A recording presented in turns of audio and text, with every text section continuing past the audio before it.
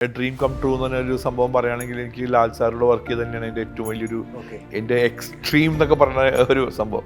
ഞാൻ കാണുന്ന ഒരു ഓസ്കാർ അവാർഡ് എനിക്ക് സാറോട് വർക്ക് ചെയ്യാൻ പറ്റിയത് തന്നെയാണ്. ബോളിവുഡ് ആർട്ടിസ്റ്റിനെ വർക്ക് ചെയ്ത് അവർ നമ്മളോട് നിന്ന് പെരുമാറിയ രീതികളൊക്കെ ഭയങ്കര ഷോക്കിംഗ് ആയിരുന്നു എനിക്ക് എന്നെ സംബന്ധിച്ച്. പ്രതീക്ഷ അതിന് കൂടുതലായിരുന്നു, പക്ഷേ എനിക്ക് അത്രയും വർക്ക് ചെയ്യാൻ പറ്റിയില്ല.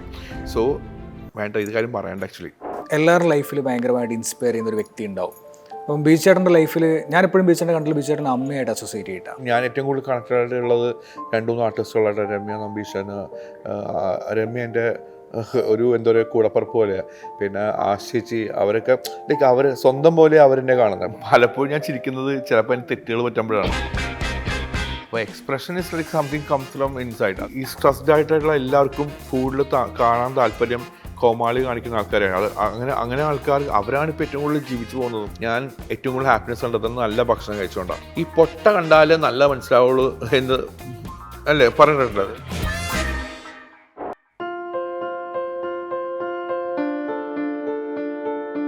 ബിജു ധ്വനി തരംഗ്, നമ്മുടെ എല്ലാം സ്വന്തം ബിജു ചേട്ടൻ. ഇന്ന് നമ്മുടെ കൂടെയുള്ള അതിഥി കഴിഞ്ഞ 20 വർഷത്തോളമായി നൃത്തങ്ങൾ കൊണ്ട് കഥകൾക്ക് ജീവൻ നൽകുന്ന കേരള സംസ്ഥാന അവാർഡ് വരെ നേടിയ ഒരു അതുല്യ പ്രതിഭയാണ്. ഭരതനാട്യം, ബോളിവുഡ്, ഫോക്ക് ഡാൻസ് എന്നിവയിൽ ഒരുപോലെ മികവ് തെളിയിച്ച ഈ കലാകാരൻ അമേരിക്ക, കാനഡ, യൂറോപ്പ്, ഏഷ്യ തുടങ്ങി വിവിധ സ്ഥലങ്ങളിലായി 2000-ലധികം സ്റ്റേജ് ഷോകൾക്ക് നൃത്ത സംവിധാനം നിർവഹിച്ചു. സൂഫിയും സുജാതയും, അരവിന്ദന്റെ അതിഥികൾ എന്നീ ചിത്രങ്ങളിലൂടെ മികച്ച നൃത്ത സംവിധാനത്തിന് 2 സംസ്ഥാന അവാർഡുകൾ ഇദ്ദേഹത്തെ തേടിയെത്തി. ലോകമെമ്പാടുമുള്ള ആയിരക്കണക്കിന് ശിഷ്യന്മാർക്ക് പ്രചോദനമായിട്ടുള്ള ആ ഗുരു ഇന്ന് നമ്മുടെ കൂടെയുണ്ട്. വിജയടാ, സുഖല്ലേ? പിന്നല്ലേ, ചായ കുടിച്ച് ഫുഡ് കഴിച്ച് ഫുൾ ടൈം പരിപാടിയാണ്. ഞാൻ ബീച്ചേട്ടനെ കാണുമ്പോൾ എപ്പോഴും ചോദിക്കണം എന്ന് വിചാരിച്ച കാര്യം, ബീച്ചേട്ടൻ ആദ്യ സിനിമ പറയുന്നത് ഒരു മുറൈ വന്ന് പാർത്ത എന്ന് പറഞ്ഞ സിനിമയാണ്. അപ്പോൾ അതിനുശേഷം ഒരുപാട് അപ്സ് ആൻഡ് ഡൗൺസ് ഇങ്ങനെ ഉണ്ടായി. അതൊക്കെ ഇങ്ങനെ ഓവർകം ചെയ്ത് ബീച്ചേട്ടൻ ഇങ്ങനെ വന്നു. ഈവൻ സ്റ്റേറ്റ് അവാർഡ് വരെ വിൻ ചെയ്തു. ഞാനിപ്പം ബീച്ചേട്ടനെ കണ്ടു കഴിഞ്ഞാൽ ബീച്ചേട്ടൻ മൊത്തം സ്മൈലാണ്. You are a charming person. എപ്പോഴും ബാക്കിയുള്ളവരെ മൊത്തം ഇങ്ങനെ ഒരു മാഗ്നറ്റ് പോലെ അട്രാക്ട് ചെയ്യും. ഇത്രയും അപ്സ് ആൻഡ് ഡൗൺസ് ഉണ്ടായി, ഇത്രയും എക്സ്പീരിയൻസ് ഉണ്ടായ ഒരാൾ ഈവൻ നാളെ ഇങ്ങനെ ഒരു ബുദ്ധിമുട്ട് ലൈഫിൽ വരികയാണെങ്കിലും how do you face this things? എങ്ങനെയാണ് ഇതിനൊക്കെ ഫേസ് ചെയ്യുന്നത്? എങ്ങനെയാണ് ചിരിയോടുകൂടി? ആക്ച്വലി ഞാനും എല്ലാവരെ പോലെ തന്നെയും പെട്ടെന്ന് എന്താ പറയുക, പെട്ടെന്ന് വറിയാവുന്ന ഒരാളാണ്. സന്തോഷമാണെങ്കിൽ അത് എക്സ്ട്രീമാണ്, സങ്കടമാണെങ്കിൽ അതും എക്സ്ട്രീമായിട്ട് വരുന്ന ഒരാൾ തന്നെയാണ്. പിന്നെ ഈ പറഞ്ഞ പോലെ ഒരു മുറേ എൻ്റെ ആക്ച്വലി 2ാം സിനിമയാണ്. എൻ്റെ ആദ്യ സിനിമ എന്ന് പറയുന്നത് ഒരു ഫഹദൊക്കെ അഭിനയിച്ച നാളെ എന്നൊരു പടമായിരുന്നു. നാളെ എന്നൊരു സിനിമയായിരുന്നു. പക്ഷെ അത് സിനിമ കംപ്ലീറ്റ് ആയില്ല. അപ്പോൾ അതൊരു ആക്ച്വലി എൻ്റെ ഒരു വർക്ക് എക്സ്പീരിയൻസിൽ ആ ഫസ്റ്റ് പടം തന്നെ നല്ലൊരു എക്സ്പീരിയൻസ് ആയിട്ടുള്ളൊരു പടമായിരുന്നു. അത് സിജു എസ് ബാവ എന്ന എൻ്റെ സുഹൃത്ത് തന്നെയാണ് ഡയറക്റ്റ് ചെയ്ത പടമായിരുന്നു. പക്ഷെ അതിൻ്റെ ഔട്ട് വരുന്നത് ഞാൻ ഒത്തിരി ആഗ്രഹിച്ചൊരു പാട്ടുമായിരുന്നു. റെക്സ് വിജയൻ ചെയ്തൊരു പാട്ടായിരുന്നു. ബട്ട് പിന്നെ എനിക്ക് ലേറ്റർ ഓൺ സാഞ്ചാണ്ട് ഈ പടത്തിൽ വർക്ക് ചെയ്യാൻ പറ്റി. സോ അപ്പോൾ പറഞ്ഞു വന്ന് ഈ ഒരു സംഭവം ചോദിക്കുമ്പോൾ അത് ഇപ്പോൾ എന്താ പറയുക, നമ്മളെല്ലാവരും ഇവിടെ ഈ ഭൂമിയിൽ ജീവിച്ചേ പറ്റൂ. So everything you have to face it. അപ്പോൾ എന്താണെങ്കിലും പോസിറ്റീവായിട്ട് ഫേസ് ചെയ്യാൻ തന്നെയാണ് ഞാൻ ചിന്തിക്കുന്ന ഒരു കാര്യം. പിന്നെ എന്നാൽ പെട്ടെന്ന് ഞാൻ ഡെസ്പാവുന്ന ഒരാളാണ്. പക്ഷേ എന്താ പറയുക, എപ്പോഴും ഒരു സപ്പോർട്ട് ചെയ്യാൻ കുറേ പേരുണ്ടാകുമ്പോൾ നമുക്ക് ഈ ഇമോഷൻസ് ഇങ്ങനെ വന്നുകൊണ്ടിരിക്കും. നമ്മുടെ ഉള്ളിൽ ചിന്ത ഉണ്ടാവും, നമുക്ക് എന്ത് ഇമോഷൻസ് ഉണ്ടെങ്കിൽ സപ്പോർട്ട് ചെയ്യുന്ന ആൾക്കാരുണ്ടാകുന്ന പറയും. അത് ഇല്ലാത്തൊരവസ്ഥയിലേക്ക് എത്തിക്കൊണ്ടിരിക്കുമ്പോൾ നമ്മൾ ഒറ്റയ്ക്കത് ഓവർകം ചെയ്യാൻ പഠിക്കും. സോ ഞാൻ ഭയങ്കരമായിട്ട് റിയാക്ട് ചെയ്യുന്ന ഒരാളാണ്. ചെയ്തിരുന്ന ഒരാളാണ്. ഇപ്പം ഞാൻ നല്ലോണം കൺട്രോൾ ചെയ്യുന്ന ഒരാളും കൂടിയാണ് റിയാക്ട് ചെയ്യാതിരിക്കാൻ. അപ്പോൾ കൂടുതലും ഞാൻ എൻ്റെ പല റിയാക്ഷൻസും ഞാൻ സ്മൈലിൽ ഒതുക്കാറുണ്ട്. അങ്ങനെ കൂടുതൽ സ്മൈൽ ചെയ്ത് ഈവൻ എൻ്റെ ഡാൻസിൽ തന്നെ കാണുന്ന ആൾക്കാർ കാണുന്നത് ബിജുവിൻ്റെ ചിരി ഭയങ്കര ഇഷ്ടമാണ്. അല്ലെങ്കിൽ അങ്ങനെ പറയട്ടെ, പലപ്പോഴും ഞാൻ ചിരിക്കുന്നത് ചിലപ്പോൾ എനിക്ക് തെറ്റുകൾ പറ്റുമ്പോഴാണ്. അപ്പോൾ ഈ ചിരിയിൽ കുറേ കാര്യങ്ങൾ ഒളിപ്പിച്ച് വെച്ചിട്ടുണ്ട്. അപ്പോൾ അത് പല അവസരങ്ങളിലാണ്. അത് എന്നെ അടുത്തറിയുന്നവർക്ക് അറിയാം ഞാൻ എന്തുകൊണ്ടായിരിക്കും ആ സ്പോട്ടിൽ ചിരിച്ചതെന്ന്. അപ്പം എൻ്റെ റീൽസ് വീഡിയോയിൽ ഞാൻ കൂടുതലായിട്ട് സ്മൈൽ ചെയ്യാൻ പോസ്റ്റ് ഞാൻ ചിലപ്പോൾ തെറ്റി വെച്ചിട്ടുണ്ടാവും, അല്ലെങ്കിൽ ഞാൻ മറന്നുപോയിട്ടുണ്ടാവും. അത് ആ സമയങ്ങളിൽ അത് ഓവർകം ചെയ്യാൻ വേണ്ടി ഞാൻ കൂടുതലായിട്ട് ചിരിച്ച് അല്ലെങ്കിൽ ഹാപ്പി ആയിട്ട് ഇരിക്കുക എന്നുള്ളതാണ് എൻ്റെ ഒരു മെയിൻ അജണ്ട തന്നെ. ഈ ചിരിയെക്കുറിച്ച് പറയുമ്പോഴേ, ഞാൻ ബീച്ചേട്ടൻ്റെ റീൽസ് മെയിനായിട്ട് ബീച്ചേട്ടൻ ഒരു ഇൻഫ്ലുവൻസർ കൂടിയാണ്. റീൽസ് കാണുമ്പോഴാണെങ്കിലും ബിജുവിൻ്റെ പെർഫോമൻസ് കാണുമ്പോഴാണെങ്കിലും എക്സ്പ്രഷൻ എനിക്ക് ഭയങ്കരമായിട്ട് ഞാൻ നോട്ട് ചെയ്യാറുണ്ട് ഭയങ്കരമായിട്ട്. കാരണം ചില മൂമെൻറ്റ്സ് എന്നൊക്കെ പറയുമ്പം വലിയ സ്റ്റെപ്സ് ആയിരിക്കില്ല, ചിലതിൽ ബിജുവിൻ്റെ ഭയങ്കരമായിട്ടുള്ള ചില എക്സ്പ്രഷൻസ്, ചില മുദ്രകളൊക്കെ കാണിക്കുന്ന സമയത്ത് ഒരു കഥ പറയുന്ന പോലെ അത് സ്പോട്ടിൽ ചെയ്യുന്നതാണോ അതെയോ ഒരു തവണ ബിജുചേട്ടൻ എന്നോട് സംസാരിക്കുന്ന സമയത്ത് പറഞ്ഞു അതൊരു നമ്മുടെ ഉള്ളിൽ നിന്ന് വരുന്നൊരു സാധനമാണ്, ഞാൻ പ്രിപ്പയർ ചെയ്തിട്ടല്ല ചെയ്യുന്നതെന്ന്.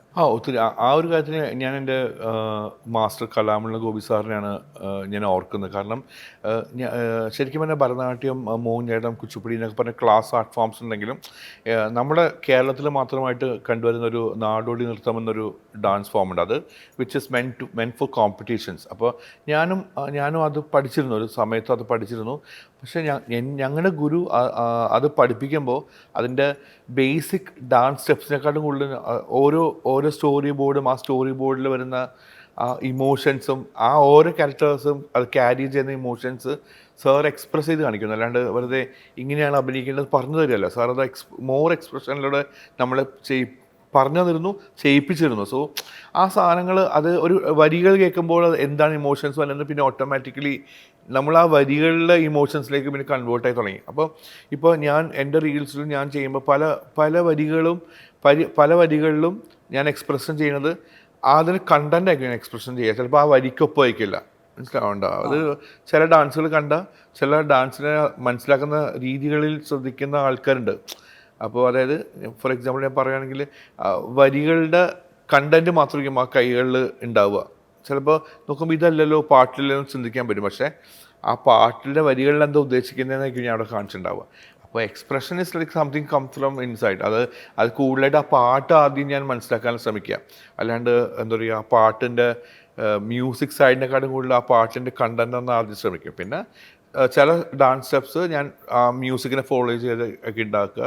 ചിലപ്പോൾ വരികളുടെ കൈകൾക്കായിരിക്കും കൊറിയോ ചെയ്യുക. അപ്പോൾ അതാണ് അങ്ങനെ ഒരു ഡിഫറൻസ് ആയിട്ട് ഉണ്ടാവുക. ഓക്കെ, വിചാരണ ഇത് പറയുമ്പോഴേ ഞാൻ ശരിക്കും പറഞ്ഞാൽ കുറേ കാലമായിട്ട് ഇങ്ങനെ ആലോചിക്കുന്നൊരു കാര്യമുണ്ട്. അതായത് ഈ ഇൻസ്റ്റഗ്രാം വന്ന സമയത്ത് പെട്ടെന്ന് ഇൻഫ്ലുവൻസേഴ്സ് ഒരുപാട് പേര് വന്നു.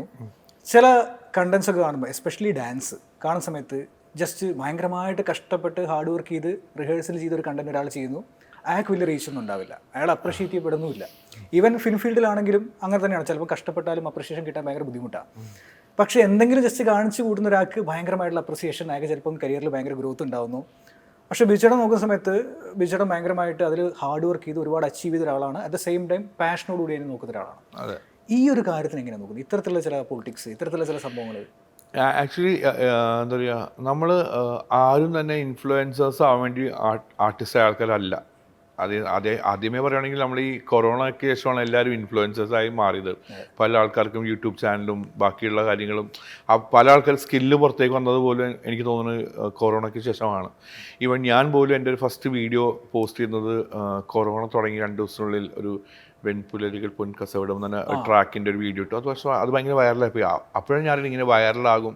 പക്ഷേ ഞാനങ്ങനെ എൻ്റെ ആ സമയങ്ങൾ ഞാൻ ഹാപ്പി ആക്കാൻ വേണ്ടി ഞാൻ ചെയ്ത കുറേ ട്രിക്സ് ആയിരുന്നു. ഡാൻസ് അങ്ങനെ ഇരുന്ന് കൊറിയോ ചെയ്യുന്നതും പിന്നെ ചെറിയ പോർഷൻസ് വീഡിയോ ചെയ്യുന്നതും ഇപ്പോഴും എൻ്റെ കണ്ടൻറ്റിന് വാല്യൂബിൾ ആയിട്ടുള്ള സാധനം ഉണ്ടെന്ന് അറിയുന്നതുകൊണ്ടാണ് എന്നെ ഇപ്പോഴും ഫോളോ ചെയ്യുന്നത്. എനിക്ക് സത്യം പറഞ്ഞാൽ 127K ഫോളോവേഴ്സ് എന്നുള്ളത് ഇത്ര നാളായിട്ട് മനസ്സിലാവണ്ട. ഞാൻ പ്രോപ്പറായി വീഡിയോ ഇടുന്നുണ്ട്, ചില നല്ല വീഡിയോസ് ആരും കാണാതെയും പോകുന്നുണ്ട്. പക്ഷേ എനിക്കറിയാം ആൽഗോരിതം സംഭവമുണ്ട്. പിന്നെ ഈ പറഞ്ഞ പോലെ ഇപ്പോഴത്തെ ആൾക്കാർ മുന്നേ TV വാച്ച് ഉണ്ടായ അവേഴ്സ് ഉണ്ടല്ലോ, അതിൻ്റെ പകുതി പോലും ഇപ്പോൾ TV ക്കില്ല. എനിക്ക് അതിന് ഡബിളാണ് മൊബൈലിൽ ആൾക്കാർ വാച്ചിങ് അവേഴ്സ് കൂടുതൽ മൊബൈലിലാണ്. അതെ. പിന്നെ ആൾക്കാർക്ക് ഈ സ്ട്രെസ്ഡ് ആയിട്ടുള്ള എല്ലാവർക്കും കൂടുതൽ കാണാൻ താല്പര്യം കോമാളി കാണിക്കുന്ന ആൾക്കാരാണ്. അങ്ങനെ ആൾക്കാർ അവരാണ് ഇപ്പോൾ ഏറ്റവും കൂടുതൽ ജീവിച്ചു പോകുന്നതും. So they are doing it for purpose ചെയ്യുന്ന ആൾക്കാരുണ്ട്, അല്ലാണ്ട് ഫുൾ അങ്ങനെ തന്നെയുള്ള ആൾക്കാരുണ്ട്. ഇപ്പം ഞാൻ ഉൾപ്പെടെ നിങ്ങൾ ഉൾപ്പെടെ എല്ലാവരും അത് കണ്ട് ചിരിക്കാറുണ്ട്, എന്ത് കോപ്പറായി കാണിക്കുന്ന പറയും. എങ്കിലും നമ്മൾ സ്ക്രോൾ ചെയ്ത് പിന്നീട് കാണാറുണ്ട്. സോ അവർ അതുകൊണ്ട് ജീവിച്ചു പോകുന്ന ആൾക്കാരുണ്ട്. പക്ഷേ വേറെ കാര്യമുണ്ട്, എന്നെ കാണുന്നതും അവരെ കാണുന്നതും രീതി വ്യത്യാസമുണ്ട്. എന്നെ കാണുന്ന ഈ കുറച്ച് 127K അല്ലെങ്കിൽ അതിൻ്റെ വീഡിയോസ് കാണുന്ന ആൾക്കാർ എൻ്റെ ടാലൻറ്റോ അല്ലെങ്കിൽ ഞാൻ കാണിക്കുന്ന എൻ്റെ ഡാൻസ് മൂവ്മെൻറ്റ്സിൻ്റെ എന്തോ ഇഷ്ടപ്പെട്ടാണ് കാണുന്നത്. അല്ലാണ്ട് ഞാൻ കാണിക്കുന്ന കോപ്പറായി കാണിക്കാൻ വേണ്ടിയല്ലല്ലോ, ലൈക്ക് ഞാൻ ചെയ്യുന്ന അങ്ങനത്തെ ഇത് കാണാൻ വേണ്ടിയല്ല. മറ്റു വെച്ച് കഴിഞ്ഞാൽ അവരെന്ത് വീഡിയോ ഉണ്ടായാലും ദേ വിൽ ലവ്, മനസ്സിലാവണ്ട. പക്ഷേ ആ ഒരു റിയാക്ഷൻ എൻ്റെ ഡാൻസിൽ ഉണ്ടാവില്ല. ഞാൻ കഷ്ടപ്പെട്ട് കളിച്ചാലേ ചിലപ്പോൾ ആ ഡാൻസിൽ ഉണ്ടാവുള്ളൂ. ചിലപ്പോൾ എന്ത് കാണിച്ചാലും എല്ലാ വീഡിയോനും കൈയടിക്കുന്നത് ഞാൻ പറയത്തുമില്ല. എനിക്കറിയാം ചില വീഡിയോ കുഴപ്പമില്ല, ഞാൻ പോലും അതിനെ ഇവാലുവേറ്റ് ചെയ്യുമ്പോൾ ഓക്കെ ചില ആവറേജ് അങ്ങനെ. പക്ഷേ ഞാൻ ചെയ്ത് ഇഷ്ടപ്പെട്ട് ഞാൻ ഇടുന്നു, അത്രേ ഉള്ളൂ. ഇതാണ് പറഞ്ഞത്, അതാണ് മെയിൻ പോയിന്റ്. ഞാൻ ഇഷ്ടപ്പെടുന്നു, ഞാൻ ഇടുന്നു, അതാണ് അതിൻ്റെ ബേസിക് തിങ്. അല്ലാണ്ട് ഞാൻ മറ്റുള്ളവർക്ക് ഇഷ്ടപ്പെടുന്ന മാത്രമേ ഇടുന്നു ഞാൻ ചിന്തിക്കുന്നില്ല. പിന്നെ ആൾക്കാർ കുറ്റം പറയരുതെന്ന് എന്ന് എനിക്കൊരു ആഗ്രഹമുണ്ട്. സോ ചെയ്യുന്ന കാര്യങ്ങളെക്കുറിച്ച് ഒരു വ്യക്തമായ ധാരണ എനിക്കുണ്ട്. ഓക്കെ, വേറൊരു കാര്യം എനിക്ക് തോന്നിയേ, അതായത് ഇപ്പം ബിജു ചേട്ടൻ സ്റ്റേറ്റ് അവാർഡ് കിട്ടി, ഇത്രയും റെക്കഗ്നൈസ്ഡ് ആയി, സ്വന്തം കരിയറിൽ ഇത്രയും ഗ്രോ ചെയ്തു. ഈ പൊതുവെയുള്ളൊരു സംഭവമാണ് ഈ അവാർഡ്. റെക്കഗ്നൈസ്ഡ് ആയിന്ന് എങ്ങനെ പറയാൻ പറ്റൂ? ഞാൻ എൻ്റെ ഒരു സ്കെയിലിൽ ഞാൻ നോക്കിയിട്ട് ഞാൻ ഒട്ടും റെക്കഗ്നൈസ്ഡ് ആയിട്ടല്ല. കാരണം ഇപ്പോൾ പോലും എന്നെ സ്റ്റേറ്റ് അവാർഡ് ഉണ്ടായെന്ന് സ്റ്റേറ്റ് അവാർഡ് ഉണ്ടെന്ന് എല്ലാവർക്കും അറിയത്തൊന്നുമില്ല. ഈവൻ എൻ്റെ സുഹൃത്തുക്കളായിട്ടുള്ള പ്രൊഡക്ഷൻ കൺട്രോളേഴ്സ് ഉണ്ട്, അവർക്കൊക്കെ പോലും അറിയത്തില്ല ഞാൻ ഏതൊക്കെ സിനിമ ചെയ്യേണ്ടത്, എന്ത് സോങ് ചെയ്യണമെന്നൊന്നും അറിയത്തില്ല. അവർക്കറിയാം ഞാൻ ഡാൻസറാണ്, കൊറിയോഗ്രാഫി ചെയ്യും. പക്ഷേ ഇങ്ങനെ എങ്ങനെ എന്ത് ടൈപ്പ് ഓഫ് സോങ്സ് ഇവനെ ഏൽപ്പിച്ചാൽ നന്നാവും അങ്ങനെയൊന്നും അറിയുന്ന ആൾക്കാരൊന്നുമില്ല. ഈവൻ ഞാൻ ഏറ്റവും കൂടുതൽ വർക്ക് ചെയ്യുന്ന കൂടുതൽ സെലിബ്രിറ്റീസിനൂടെയാണ്. അവരൊന്നും എനിക്ക് ഒരിക്കലും സിനിമയിൽ തന്നെ, അതായത് ഇന്ന സോങ് വരുമ്പോൾ ഞാൻ ബിജുചേട്ടനെ വിളിക്കുക അങ്ങനെയൊന്നും എനിക്ക് ഇതുവരെ സിനിമയിൽ ഞാൻ വർക്ക് ചെയ്തിട്ടുള്ള എൻ്റെ സുഹൃത്തുക്കളൊന്നും എന്നെ സഹായിച്ചിട്ടില്ല. ഞാനൊരു സ്റ്റേജ് ഷോസ് വർക്ക് ചെയ്യുന്നുണ്ട്, അതിലൂടെ എനിക്ക് എൻ്റെ കാര്യങ്ങൾ നടന്നു പോകുന്നുണ്ട്. പിന്നെ അവരെ ഷോസ് ഭംഗി കൊണ്ടു നടക്കുന്നുണ്ട്. സോ ആ ഒരു രീതിയിലാണ് ഞങ്ങൾ തമ്മിൽ കണക്റ്റഡ്. ഒരിക്കലും സിനിമയിൽ ഞാൻ ആഗ്രഹിക്കുന്ന അല്ലെങ്കിൽ ഞാൻ ഉദ്ദേശിക്കുന്ന റെക്കഗ്നേഷൻ എന്നെ യൂസ് ചെയ്യണമെന്ന് എനിക്ക് തോന്നിയിട്ടല്ല ഇതുവരെ. പിന്നെയും എന്നെ സഹായിക്കുന്നത് ആശ ശരത്ത്. ആശ ചേച്ചി എൻ്റെ കൂടെ ആദ്യം മുതൽ she's like my sister, on sister ആണെന്ന് പറയാം. അപ്പോൾ ചേച്ചിയാണ് എന്നെ എവിടെയൊക്കെ പ്ലേസ് ചെയ്യാൻ പറ്റുമോ അങ്ങനെയുള്ള സ്ഥലത്ത് കൊണ്ട് കറക്റ്റായിട്ട് പ്ലേസ് ചെയ്യും. അതിൻ്റെ ഔട്ട്പുട്ട് ചേച്ചിക്ക് അറിയുകയും ചെയ്യാം. So she help me a lot ആ സൈഡിൽ. അപ്പോൾ പറഞ്ഞ റെക്കഗ്നേഷൻ സംഭവം എനിക്ക് കുറച്ച് പ്രശ്നമാണ്. അതിൽ ഈ ബിജുചേട്ടൻ ആ ഒരു കാര്യം കൊണ്ട് തന്നെയാണ് ഈ ബിജു ധ്വനി തരംഗ് എന്നുള്ള പേരിട്ടതും. മീൻസ് ആ ഒരു കൊറിയോഗ്രാഫേഴ്സിന് പ്രോപ്പർ ആയിട്ടുള്ള ഒരു അറ്റൻഷൻ എത്ര നമ്മൾ ഹാർഡ് വർക്ക് ചെയ്താലും കിട്ടുന്നില്ല. ഇല്ല, അതിനൊരു ഭാഗം പറഞ്ഞു. ഞാൻ ആദ്യം ചാനലിൻ്റെ ചെയ്തു തുടങ്ങിയത് ഒരു പ്രമുഖ ചാനലിൻ്റെ ഫിലിം അവാർഡ്സും കാര്യങ്ങളൊക്കെയാണ്. സോ അവർ തന്നെയായിരുന്നു കുറച്ചും കൂടി ഈ ചാനൽ സൈഡിലൊക്കെ ഏറ്റവും കൂടുതൽ അറ്റൻഷൻ കിട്ടിക്കൊണ്ടിരുന്നത്. അപ്പോൾ ഞാൻ നോക്കിയപ്പോൾ ആദ്യം അതിൻ്റെ പേര് എഴുതി വരുന്നത് ഒരു TV മാധ്യമത്തിലാണ്. അപ്പോൾ അതിനകത്ത് കൂടുതൽ ആൾക്കാരിലേക്ക് എത്തിയുമ്പോൾ ഈ ബിജു എന്ന പേരിൽ എപ്പോഴും മേനോനുണ്ട്, നാരായണനുണ്ട്, അവരൊക്കെ ഉണ്ട്. So everybody is that who is already recognised. അപ്പോൾ എനിക്ക് തോന്നി എൻ്റെ പേരിൻ്റെ കൂടെ വളരേണ്ടത് എൻ്റെ ഡാൻസ് സ്കൂള് ആണ് എനിക്ക് തോന്നി. ഇപ്പോൾ ഡാൻസ് സ്കൂളല്ല, ആക്ച്വലി അതൊരു ഡാൻസ് ടീമാണ്. ഞങ്ങൾ ഷോസ് ചെയ്യുന്നൊരു ഡാൻസ് ഗ്രൂപ്പാണ് ആക്ച്വലി. അപ്പോൾ എനിക്ക് തോന്നി എൻ്റെ ഗ്രൂപ്പായ ധ്വനി തരംഗ് അതിനെ ആഡ് ചെയ്യണം എന്ന് എനിക്ക് തോന്നി. അങ്ങനെ എൻ്റെ കുഞ്ഞു പേരിന് കട്ടി കൂട്ടാൻ വേണ്ടി ഞാൻ കുറച്ചും കൂടി വലിയ പേരിട്ട്. സോ അങ്ങനെ ബിജു ധ്വനി തരംഗ് എന്നുള്ള പേര്. ഇപ്പോൾ സോ ഇപ്പോഴും എന്നെ പിഷുവിനെ പോലെ ആൾക്കാരും അങ്ങനെ സുഹൃത്തുക്കളൊക്കെ എന്നെ ധ്വനി തരംഗ് എന്നാണ് വിളിക്കാറ്. അപ്പോൾ കേൾക്കുമ്പോൾ സന്തോഷമാണ്. ഓക്കെ, ഇപ്പം ബിജുചേട്ടൻ പറഞ്ഞില്ലേ ഇവൻ അവാർഡ് കിട്ടിയെങ്കിലും ആവശ്യമുള്ള റെക്കഗ്നേഷൻ കിട്ടുന്നില്ല. അപ്പോൾ ഈ അവാർഡ് കിട്ടുന്നത് ഒരു ഭാരമായിട്ട് പിന്നീട് വരുന്നുണ്ടോ? മീൻസ് ആരോടെങ്കിലും പറയുന്ന സമയത്ത് റെക്കഗ്നേഷൻ ആവശ്യത്തിന് കിട്ടുന്നുമില്ല, എന്നാൽ ചോദിക്കുന്ന സമയത്ത് അവാർഡ് കിട്ടിയ ഒരാളാണല്ലോ, അങ്ങനെ സംഭവം ഉണ്ടോ ഫീൽഡിൽ? ഇൻ എ വേ അങ്ങനെയാണ്. അതായത് ശരിക്കും പറഞ്ഞു കഴിഞ്ഞാൽ ഈ അവാർഡ് കിട്ടിയ ശേഷം വർക്ക് ഉണ്ടാവില്ല എന്ന് പൊതുവേ ഒരു സംസാരമുണ്ട്. ഞാൻ ഇങ്ങനെ കുറേ പേരത്തും കേട്ടിട്ടുണ്ട്, ഇങ്ങനെ അവാർഡ് കിട്ടിയവർക്ക് പിന്നെ പണിയൊന്നും ഉണ്ടാവില്ല, വീട്ടിലിരിക്കാന്ന്. പക്ഷേ എനിക്ക് അതും അങ്ങനെ ഒരു ഇതായിട്ട് തോന്നിയില്ല. കാരണം അവാർഡ് ഒരു വലിയ റെക്കഗ്നേഷൻ തന്നെയാണ്. ഇപ്പോൾ at the end of the day നമ്മളിപ്പോൾ ഒരു towards end of the life എപ്പോൾ തിരിഞ്ഞു നോക്കുമ്പോഴും നമുക്ക് ഈ ഒരു ലൈഫിൽ എന്തായിരുന്നു അച്ചീവ്മെൻ്റ് വെച്ച് ഞാൻ ഫസ്റ്റ് എൻ്റെ മനസ്സിൽ വന്നത് ബീങ് എ ഡാൻസർ എനിക്ക് കിട്ടിയ ഒരു അവാർഡ് തന്നെയാണ് എൻ്റെ ഏറ്റവും വലിയ റെക്കഗ്നേഷൻ ഓർ എൻ്റെ അച്ചീവ്മെൻ്റ് എന്ന് ഞാൻ കാണുന്നത് ഈ ഒരു സ്റ്റേറ്റ് അവാർഡ് തന്നെയാണ്. അതുകൊണ്ട് പിന്നെ എനിക്കെന്ത് ഗുണമുണ്ടായെന്ന് ഞാൻ ചിന്തിക്കുന്നില്ല. കാരണം ഇതുവരെ പിന്നെ എനിക്ക് നല്ല സിനിമകൾ വന്നിട്ടൊന്നുമില്ല. പിന്നെ സിനിമകൾ വരാത്തതിന് കാരണം എന്താണെന്ന് എനിക്കറിയത്തില്ല. ഇനി എനിക്ക് പണി അറിയാത്തതുകൊണ്ടാണെന്നോ ലൈക്ക് എനിക്കറിയത്തില്ല അതെന്തുകൊണ്ടാണ്. ഞാൻ ചിന്തിച്ചിട്ടില്ല.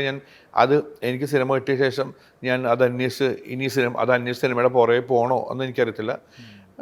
സിനിമയിൽ നിറയെ സുഹൃത്തുക്കളുള്ള ഒരാളാണ് ഞാൻ, എല്ലാവർക്കും അറിയാം. ഞാൻ സിനിമയിൽ അത്രയും കണക്റ്റഡ് ആയിട്ടുള്ള ഒരാൾ.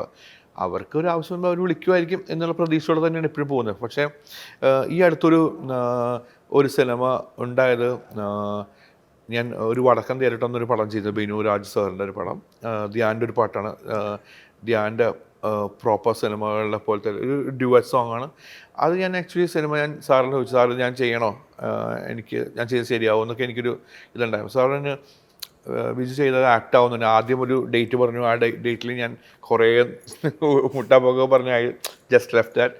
പിന്നെ അത് കഴിഞ്ഞിട്ട് സിനിമ കഴിഞ്ഞിട്ടും സാർ ആ പാട്ട് എടുത്തിട്ടുണ്ടായില്ല. പിന്നെ സാറ് പറഞ്ഞിട്ട് എടുക്കാൻ പറഞ്ഞു. അപ്പോൾ അതൊരു നിയോഗം പോലെ ഞാൻ ചെയ്യേണ്ടി വന്ന സോങ്ങാണ് അത്. സാറ് ആ പാട്ട് എങ്ങനെയുണ്ടോ, ആ പാട്ടിന് എന്ത് ചെയ്യാമോ അത് ഞാൻ ചെയ്തിട്ടുണ്ടെന്നാണ് ഞാൻ വിശ്വസിക്കുന്നത്. അത് പക്ഷേ ഈ നല്ല സോങ് വരിക, അതിന് പറ്റിയ ഒരു വലിയൊരു ക്യാൻവാസ് സോങ് വരിക, നമുക്ക് അതിനുള്ള ഔട്ട്പുട്ട് കൊടുത്ത് കാണിക്കാൻ പറ്റുമെന്നുള്ളൊരു കോൺഫിഡൻസ് എനിക്കുണ്ട്. പക്ഷേ അതൊരു സാധനം വരാണ്ട് എനിക്ക് ഒരിക്കലും അത് അവതരിപ്പിക്കാൻ പറ്റത്തില്ല.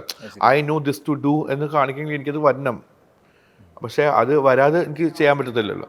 അപ്പോൾ അങ്ങനത്തെ ഒരു ഓപ്പർച്യൂണിറ്റി വരാൻ വേണ്ടി ആഗ്രഹിച്ചിരുന്നു. പക്ഷേ ഈ ഇടയ്ക്ക് ഒരു നല്ലൊരു പടം, ഞാൻ പറഞ്ഞു വന്ന പോലെ ഒരു വലിയൊരു പടം വന്നിരുന്നു. വലിയൊരു പടമല്ല, വലിയ ക്യാൻവാസിൽ സോങ് എടുക്കാൻ പറ്റിയ ഒരു കൊച്ചു പടം വന്നിരുന്നു.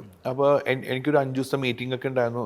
ആൻഡ് ഡയറക്ടർ നല്ല ഒരു ലേഡി ഡയറക്ടർ. അവർ ഭയങ്കര കോൺഫിഡൻ്റ് ആയിട്ട്, അവർക്ക് എന്നെ നേരത്തെ അറിയാം. അപ്പോൾ അവർ ഇൻ പേഴ്സണലി അറിയുന്ന സുഹൃത്തുക്കളൊന്നുമല്ല, പക്ഷേ അവർക്ക് എൻ്റെ വർക്കിനെ കുറിച്ച് അറിയാൻ തോന്നുന്നു. അതുകൊണ്ടായിരിക്കും ഞങ്ങൾ ഈ സോങ്ങിനെ കുറിച്ച് സംസാരിച്ചിരുന്നു. ഞങ്ങൾ ആ സോങ്ങിനെ കുറിച്ച് കറക്റ്റായിട്ട് ഒരു പ്രോപ്പർ ധാരണയിലെത്തി. ഈ സോങ് എങ്ങനെയായിരിക്കണം, കോസ്റ്റ്യൂംസ് എങ്ങനെയായിരിക്കണം, നമുക്ക് ബഡ്ജറ്റിൽ എങ്ങനെ ഡാൻസേഴ്സിനെ ഇവിടെ നിന്ന് കൊണ്ട് ചെയ്യാൻ പറ്റും.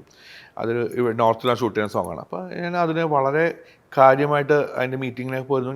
ഞാൻ ഈ സൂഫിയും സുജാതയ്ക്ക് ശേഷം ഞാൻ വളരെ ആഗ്രഹിച്ച് ഈ സോങ് ചെയ്താൽ എനിക്ക് ഈ സോങ് ചെയ്യുന്നതോടെ എൻ്റെ ഒരു വലിയൊരു ആഗ്രഹത്തിൻ്റെ ഭാഗം നടക്കും എന്നുള്ളത്. അതായത് എനിക്ക് ഇങ്ങനെ സോങ്സ് ചെയ്യണം എന്നുള്ള എൻ്റെ ഒരു ആഗ്രഹം. അപ്പോൾ അങ്ങനെ ഇരിക്കെ ഞങ്ങളെല്ലാം പ്ലാൻ ചെയ്തപ്പോൾ ഞാൻ എൻ്റെ പിള്ളേർക്കൊക്കെ പറയാം, ഇങ്ങനെ സോങ് വന്നിട്ട് നമുക്ക് ഇങ്ങനെ ആയിരിക്കും ഈ പാട്ട്, ഇങ്ങനെ ചെയ്യാനാണ് പ്ലാൻ ചെയ്യാനൊക്കെ കുറേ കാര്യങ്ങളൊക്കെ പറഞ്ഞിരുന്നു. ലേറ്റർ ഓൺ പിന്നെ കുറച്ചും കോൾസൊന്നും വന്നില്ല. പിന്നെ അവർ ഭയങ്കര ഒരു നല്ല ഡീലിംഗ് ഉള്ളൊരു ലേഡിയാണ്. എനിക്ക് തോന്നുന്നു അവരുടെ ഒരു നല്ല ഒരു ഗുഡ് ക്വാളിറ്റി ഈ സിനിമയിൽ അവർക്ക് ഭയങ്കരമായിട്ട് ഹെൽപ്പ് ചെയ്യുമെന്ന് എനിക്ക് തോന്നുന്നുണ്ട്. അവരെന്നെ വിളിച്ച് പറഞ്ഞു, ഇനി പ്രൊഡക്ഷൻ സൈഡിലുള്ള ആൾക്കാർ പറഞ്ഞു കുറച്ചും കൂടെ അറിയപ്പെടുന്ന ഒരു കോറിയോഗ്രാഫറിനെ വെച്ച് നമുക്ക് വർക്ക് ചെയ്യാം. കാരണം ഈ സിനിമയിൽ വലിയൊരു ഫാക്ടറി പാട്ടായിരിക്കും. ഈ പാട്ട് വെച്ചിട്ടാണ് എനിക്ക് സിനിമ മാർക്കറ്റ് ചെയ്യാൻ. പക്ഷേ ആ സിനിമയിൽ അഭിനയിച്ച ആൾക്കാരും പ്രഗത്ഭർ തന്നെയാണ്. ചെറിയ ചെറുതാണ്, പക്ഷേ പ്രഗത്ഭർ തന്നെയാണ്. അപ്പോൾ എന്നെ മാറ്റി. അപ്പോൾ ഞാൻ ചോദിച്ചു ഇത് ആരാ ചെയ്യുന്നതെന്ന് ചോദിച്ചപ്പോൾ അത് ചെയ്യുന്നത് വലിയൊരു പേര് തന്നെയാണ്. ആ കോറിയോഗ്രാഫറിനെ വെച്ച് എനിക്കൊന്നും പറയാനില്ല, കാരണം അവർ അത്രയും പ്രഗത്ഭയായ ഒരു ലേഡി തന്നെയാണ്. അവർ പക്ഷെ അതുപോലത്തെ 1000-ഓളം സോങ്സ് ചെയ്യുന്നുണ്ട്. അതായത് മേ ബി അവർ ചെയ്ത പടങ്ങളെല്ലാം തന്നെ വലിയ പടങ്ങളും വലിയ സോങ്സ്. ഇപ്പോൾ അടുത്ത് വരുന്ന ഒരു ഹിന്ദി പടം പോലും അവർ ചെയ്ത പടം.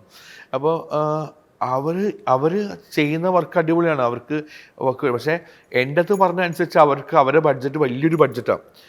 അതായത് എൻ്റെ അടുത്ത് വന്നപ്പോൾ ബഡ്ജറ്റ് ഇല്ലായ്മയിൽ നിന്ന് അവർ ഭംഗിയാക്കാൻ ശ്രമിച്ചു. അത് പിന്നെ അവരിലേക്ക് എത്തിയപ്പോൾ അവർക്ക് ബഡ്ജറ്റ് ഉണ്ടായി. അപ്പോൾ ആ ഒരു പ്രൊഡക്ഷൻ സൈഡിൻ്റെ ഒരു തോട്ടാണ് ഈ പാട്ടിലൂടെ പടം എത്തിക്കാൻ പറ്റും. പക്ഷേ അവർ ചിന്തിക്കുന്നില്ല. അവർ ചിന്തിക്കുന്നത് എന്നെ കൊണ്ട് ചിലപ്പോൾ അത് പറ്റത്തില്ല. മേ ബി ഈ പേരും പ്രശസ്തിയുള്ള അവരെ കൊണ്ട് മാത്രമേ പറ്റുന്നുള്ളൂ. പക്ഷേ എൻ്റെ ഒരു കോൺഫിഡൻസ് എനിക്ക് കിട്ടിയിരുന്നെങ്കിൽ മേ ബി എന്നെ അറിയുന്ന എൻ്റെ കൂടെ വർക്ക് ചെയ്ത ആർട്ടിസ്റ്റുകളാണെങ്കിൽ പറഞ്ഞേനെ, ബിജു അത് സൂപ്പറാക്കും എന്ന് പറയുന്ന ആൾക്കാരുണ്ട്. അങ്ങനെ മേ ബി എനിക്ക് അപ്പോൾ അതറിയത്തില്ല. അപ്പോൾ എന്തായാലും ആ ഒരു യോഗം എൻ്റെ അടുത്തുനിന്ന് പോയി. സോ അങ്ങനെ ഒരു അതൊരു നഷ്ടം. ആ ഒരു നഷ്ടം ശരിക്കും വലിയ നഷ്ടം തന്നെ. Not in the factor of monetary side അല്ല, അത് കാശിൻ്റെ പരമായിട്ടല്ല. എനിക്ക് കിട്ടിയൊരു നല്ലൊരു അവസരം നഷ്ടപ്പെട്ടതിൻ്റെ ഒരു വിഷമമുണ്ട്. പിന്നെ എന്താ പറയുക, പിന്നെ അതൊരു വിധിയാണ്. എല്ലാവർക്കും ഉണ്ടല്ലോ, നമ്മളെല്ലാവരും എത്രയോ സിനിമകളിൽ എന്നോട് പല സുഹൃത്തുക്കൾ പറഞ്ഞിട്ടുണ്ട്, സിനിമയിൽ അവസരം കാത്തിരുന്ന് സിനിമ വിളിച്ച് ബാഗുമായിട്ട് പുറത്തിറങ്ങി നിന്നിട്ടും വൈകുന്നേരം വരെ വണ്ടി വരാണ്ട് തിരിച്ച് വീട്ടിൽ കയറിപ്പോയ ആക്ടേഴ്സിൻ്റെ കഥകളൊക്കെ എനിക്കറിയാം. അതായത് വളരെ അടുത്ത സുഹൃത്തുക്കൾ, അവർക്ക് നല്ല ആർട്ടിസ്റ്റുകളുമാണ്. അപ്പോൾ സിനിമയുടെ ഉള്ളിലെയും പുറത്തേയും കളികളൊക്കെ നല്ലോണം എനിക്ക് അറിയണോണ്ട് എനിക്ക് കുറേ കഥകളിലൊരു കഥയായിട്ട് എൻ്റെയും പോയി എന്ന് എനിക്ക് തോന്നാറുള്ളത്. ഇനിയും ചിലപ്പോൾ സിനിമകൾ ഉപയോഗിക്കും. ചില സിനിമകൾ ബീച്ചേട്ടൻ തോന്നിയിട്ടുണ്ടോ? ആദ്യം ചിലപ്പം ഒരു വർഷം ബീച്ചേട്ടനെ സമീപിച്ചിട്ടുണ്ടാവാം. ചിലപ്പം ചില വിഷ്വൽസ് കാണുന്ന സമയത്ത് ഇതെന്താ ഇങ്ങനെ, ഇപ്പോൾ ചില സിനിമകൾ കാണുന്ന സമയത്ത് ആളുകൾ ഭയങ്കരമായിട്ട് സാധാരണക്കാർ പോലും ചോദിച്ചിട്ടുണ്ടാവും, ഇതെന്താ ഈ സിനിമയിൽ ഇങ്ങനെ കാണിച്ചിരിക്കുന്നത്, ഇത് കുറച്ചുകൂടെ നന്നാക്കാറുണ്ടല്ലോ. ബീച്ചേട്ടൻ അത് തോന്നിയിട്ടുണ്ടാവും. അങ്ങനെ ബീച്ചേട്ടൻ തോന്നിയ ഒരുപാട് വർക്കുകളുണ്ടോ? എന്താണ് ബീച്ചേട്ടൻ അതിനെ പറ്റി പറയുന്നത്? അതെനിക്ക് ഈ ഇടയ്ക്ക് ഒരു സോങ് ഭയങ്കര ട്രോൾ ചെയ്യപ്പെട്ട് ഞാൻ കണ്ടായിരുന്നു. ആക്ച്വലി ഞാൻ കുറച്ച് സിനിമ ചെയ്ത് എനിക്കുള്ള എക്സ്പീരിയൻസ് ശാന്തി മാസ്റ്ററുടെ വർക്ക് ചെയ്തിട്ടാണ്. മാസ്റ്ററുടെ വർക്ക് ചെയ്യുമ്പോൾ മാസ്റ്റർ ഞാൻ കൂടെ നിന്നൊരു വർക്കിൽ മാസ്റ്റർ സോങ്ങിൽ കുറേ സിനിമയുടെ കഥകളുമായിട്ട് ബന്ധപ്പെട്ട് വർക്ക് ചെയ്തിട്ടുണ്ടായിരുന്നു. ഡാൻസ് അല്ല, ഫുൾ സോങ് വന്നിരിക്കണം. അപ്പോൾ ഞാൻ മാസ്റ്റർ ലേറ്റർ ഓൺ ചോദിച്ചത് ഇത് എങ്ങനെയാണ് ഈ മാസ്റ്റർ ഈ വന്ന് 2 ദിവസമുള്ള ഈ സംഭവങ്ങളെല്ലാം മനസ്സിലാക്കി. അപ്പോൾ മാസ്റ്റർ പറഞ്ഞു, ഞാൻ കഥ മുഴുവൻ കേൾക്കും, അതുപോലെ ഡയറക്ടറുടെ കൂടെ നിന്നിട്ട് ഡയറക്ടർ പറയും ഇന്ന ക്യാരക്ടറിന് ഈ സ്വഭാവമാണ്, ഇവർ ഇങ്ങനെയാണ് സംഭവം നടക്കുന്നത്. സോ അപ്പോൾ അത് ആ കഥയിൽ ഉൾപ്പെടുത്താൻ ശ്രമിക്കും. സോ അതൊരു സ്റ്റഡിയാണ്. ആക്ച്വലി നമ്മൾ ചെയ്യുന്ന വർക്കിനെ കുറിച്ചൊരു സ്റ്റഡിയാണ്.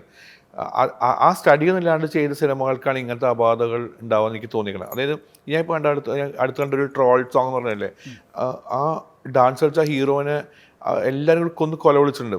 പക്ഷേ ആ സിനിമ ഒരു ഹിറ്റായ പടവും കൂടിയാണ്. അപ്പോൾ ആ സിനിമ കണ്ടറിയാം, ആ സിനിമയുടെ ആദ്യം മുതലേ ഈ ആർട്ടിസ്റ്റുകൾ ഒരു ഡാൻസ് കൊറിയോ പഠിക്കുന്നതും പ്രാക്ടീസ് ചെയ്യുന്നതൊക്കെ കാണിക്കുന്നുണ്ട്. അവർ ആ പ്രാക്ടീസ് ചെയ്ത ഒരു സ്റ്റൈലേ അല്ല സ്റ്റേജിൽ അവർ പെർഫോം ചെയ്തേക്കണത്.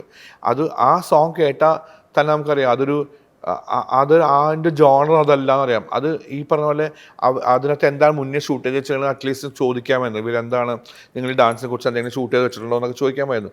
പക്ഷെ അതൊന്നും കാണിക്കാണ്ട് ആ ഒരു ബന്ധമില്ലാത്തൊരു സാധനമാണ് ഇവിടെ ഈ പ്രസൻറ്റ് ചെയ്തത്. അവർ കൂടുതലായിട്ട് ഈ സോങ്ങിൽ പ്രസൻറ്റ് ചെയ്തേക്കുന്നത്. അത് ആക്ച്വലി അപ്പോൾ അത് എനിക്കും തോന്നി, എന്താണ് ഈ പാട്ടുമായിട്ടൊരു ബന്ധമില്ലാത്ത സാധനം കാണിക്കുന്നത് എനിക്കും തോന്നിയായിരുന്നു. പിന്നെ എന്താ പറയണത്, ആ സോങ് അത് വിധിക്കപ്പെട്ടതാണ്, അതിൻ്റെ വിധി അതായിരുന്നു. എന്ത് ചെയ്യാൻ പറ്റും, ലൈക്ക് മനസ്സിലായോ? മനസ്സിലായി. അപ്പോൾ നമുക്കൊരു ഫ്രസ്ട്രേഷൻ ഉണ്ടാവും അല്ലേ, എന്താണ് നമ്മൾ അല്ല, ഞാൻ ഏറ്റവും കൂടുതൽ അത്ഭുതപ്പെട്ടത് സാധാരണ ജനങ്ങൾ എങ്ങനെ അതിന് വാല്യൂറ്റ് ചെയ്യുന്നു എന്നുള്ളതാണ്. അതായത് നമ്മൾ ഡാൻസേഴ്സ് ആണെങ്കിൽ ഓക്കെ, എന്താ ഈ പാട്ട് എങ്ങനെ എടുത്ത് വെച്ചാൽ നമുക്ക് ചിന്തിക്കാം. പക്ഷെ സാധാരണക്കാർ പോലും വലിച്ചു കീറിയ പാട്ടിനെ ലൈക്ക് ഇതെന്താണ് ചക്കനെ കൊണ്ട് ഇങ്ങനെ കാണിപ്പിച്ചു വെച്ചേക്കണമെന്നൊക്കെ ചോദിച്ചായിരുന്നു. സോ ഞാൻ അതിന് കമൻ്റ് അടിക്കാനോ കമൻ്റ് ഇടാനൊന്നും പോയെന്നല്ല. പക്ഷേ ഇപ്പം ഇങ്ങനെ സംഭവം ചോദിച്ചപ്പോൾ എൻ്റെ മനസ്സിലേക്ക് വന്ന സംഭവം അതാണ്. ഓക്കെ. ഇനി ബീച്ചേട്ടാ, ഞാൻ വേറെ കാര്യം ചിന്തിച്ചത്, എല്ലാവരുടെ ലൈഫിൽ ഭയങ്കരമായിട്ട് ഇൻസ്പയർ ചെയ്യുന്ന ഒരു വ്യക്തി ഉണ്ടാവും.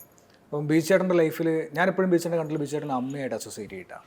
അമ്മ ബീച്ചേട്ടനെ ഭയങ്കരമായിട്ട് ബീച്ചേട്ടൻ്റെ വളർച്ചയിൽ എല്ലാത്തിലും അമ്മ കൂടെ നിന്നത് എനിക്കങ്ങനെ ഫീൽ ചെയ്ത്.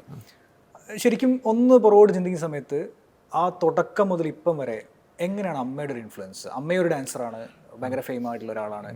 അമ്മ എങ്ങനെയാണ് ബീച്ചേട്ടനെ ഇൻഫ്ലുവൻസ് ചെയ്തത്? എങ്ങനെയാണ് പുള്ളിക്കാരുടെ സ്ട്രഗിൾസ് ഒക്കെ ഓവർകം ചെയ്ത് എങ്ങനെയാണ് ഈ ലെവലിൽ ബീച്ചേട്ടൻ എത്തിയതും ഇവൻ നിങ്ങൾ തമ്മിലൊരു കൊളാബറേഷൻ? അമ്മ എന്താ പറയുക, നമ്മൾ ഈ ആൾക്കാർ പണ്ട് പോലെ പറയും, എന്താ പറയുക, ജനിക്കുമ്പോഴേ കഴിവോടെ man with born with silver spoon എന്നൊക്കെ പറയില്ലേ. എൻ്റെ സിൽവർ സ്പൂൺ എൻ്റെ ഡാൻസ് ആയിരുന്നു ആക്ച്വലി. അതായത് എനിക്ക് ഈ എല്ലാവരും പറയില്ലേ രക്തത്തിൽ അലിഞ്ഞ് ചേർന്ന് ജനിച്ചു എന്നൊക്കെ പറയില്ലേ. എനിക്ക് ഓർമ്മയുള്ളപ്പോൾ എനിക്ക് ഡാൻസ് ചെയ്യാൻ അറിയായിരുന്നു. അതായത് മേ ബി വീട്ടിലെ ഡാൻസ് ക്ലാസ്സിൽ നിന്ന് പിള്ളേർ കളിക്കുന്നതും കണ്ടും അങ്ങനെയൊക്കെയാണ് ഞാൻ പഠിപ്പിക്കുന്നത്. അമ്മ പഠിപ്പിക്കുന്നത് അതൊക്കെയാണ് ഭയങ്കര ഇൻഫ്ലുവൻസ്ഡ് ആയിട്ടാണ് എനിക്ക് ഓർമ്മയുള്ളപ്പോൾ എനിക്ക് ഡാൻസ് ചെയ്യാൻ അറിയാം. ഞാൻ പിന്നെ അത് വലുതായപ്പോൾ പോളിഷ് ചെയ്തെടുക്കുകയാണ് ചെയ്തത്. കോമ്പറ്റീഷൻസൊക്കെ വേണ്ടി പഠിക്കാൻ വേണ്ടി പഠിച്ചു, കളിപ്പിച്ചു എന്നൊക്കെ അല്ലാണ്ട് അപ്പോൾ ഈ അടവുകൾ പഠിച്ചതോ അങ്ങനത്തുള്ള ഓർമ്മകളൊന്നും എനിക്കില്ല ലൈഫിൽ. അപ്പോൾ പിന്നെ ലേറ്റർ ഓൺ കോളേജ് ഞാൻ ഡിഗ്രി ചെയ്തപ്പോഴാണ് അതിൻ്റെ പ്യുവർ ഒരു ഫോർമാറ്റ് എന്ന സാധനം പഠിച്ചത്. അപ്പോൾ അമ്മ ഓൾറെഡി അപ്പോൾ ഇൻഫ്ലുവൻസ്ഡ് ആണ് എൻ്റെ ലൈഫിൽ. പിന്നെ ഈ പറഞ്ഞ പോലെ ഞാൻ പല മാസ്റ്റേഴ്സത്ത് എന്നെ അമ്മ ഉണ്ടാക്കി. അത് അമ്മ വ്യക്തി തന്നെയാണ് എന്നെ പല ആൾക്കാർക്കും ഉണ്ടാക്കിയത്. ഞാൻ ഒരു മാസത്തല്ല പഠിച്ചത്, ഞാൻ ഒരു മോർ ദാൻ 10 മാസ്റ്റേഴ്സ് പഠിച്ചിട്ടുണ്ട്. അതായത് ആരും മോശമായിട്ടല്ല, എനിക്ക് കിട്ടിയ അവസരങ്ങളെല്ലാം ഞാൻ ഉപയോഗിച്ചു എന്നുള്ളതാണ്. അതിന് ആ അവസരം കിട്ടിയത് പോലും ഞാൻ അമ്മയുടെ മകൻ എന്നുള്ള ലേബിളിലാണ്. അല്ലാണ്ട് ഞാൻ ഒരാളത്ത് നിർത്തി അടുത്ത ആളത്ത് പോയി പഠിച്ചു. അങ്ങനെ ഇപ്പോഴത്തെ പിള്ളേർ കോമ്പറ്റീഷൻ വേണ്ടി ഒരാളത്ത് പഠിച്ചു, അത് കഴിയുമ്പോഴേക്കും അയാളുടെ പ്രൈസ് കിട്ടിയില്ല, അടുത്ത ആളത്ത് പോയി പഠിക്കുന്നു. അങ്ങനെ ഒരു പ്രോസസ്സ് അല്ല ഞാൻ പഠിച്ചത്. എല്ലാവർക്കും അവരുടെ സ്റ്റൈലും ഡിഫറൻസ് ആയിട്ടുള്ള ഒരു തോട്ട്സും ഉണ്ട്, ഡിഫറെൻ്റ് ആയിട്ടുള്ള തോട്ട്സും ഉണ്ട്. ഞാൻ ആ തോട്ട്സാണ് ഞാൻ അന്വേഷിച്ച് പോയത്. ആൻഡ് ഇപ്പോഴും എൻ്റെ ഡാൻസ് ആർട്ട് ഫോം എന്ന് പറഞ്ഞത് എൻ്റെ ഒരു തോട്ട് പ്രോസസ്സാണ്. ഒരിക്കലും ഞാൻ ഒരു സ്ഥലത്ത് സ്റ്റിക്ക് ഓൺ ചെയ്തിട്ട് ഇതിനകത്ത് അങ്ങനെ പാടില്ല, ഇതിനകത്ത് ഇങ്ങനെ പാടില്ല എന്നുള്ള കാര്യങ്ങളൊന്നുമില്ല. എൻ്റെ ചിന്തയ്ക്ക് ഇത് ഓക്കെയാണ്, ഇങ്ങനെ പ്രസൻറ്റ് ചെയ്ത് കഴിഞ്ഞാൽ ഇങ്ങനെയാണ് കറക്റ്റാണ്, അത് ജനങ്ങളിലേക്ക് അത് മനസ്സിലാക്കാൻ പറ്റും, ജനങ്ങളിലേക്ക് അത് എത്തുമെന്നുള്ള ഒരു സംഭവം എനിക്ക് കിട്ടിക്കഴിഞ്ഞാൽ ഞാനത് പ്രസൻറ്റ് ചെയ്യും. Even I have explanation. അതാണ് പറയാൻ, ഞാൻ ചെയ്യുന്ന കാര്യങ്ങളിൽ എനിക്കൊരു എക്സ്പ്ലനേഷൻ ഉണ്ട്. And I do follow that, അത്രേ ഉള്ളൂ.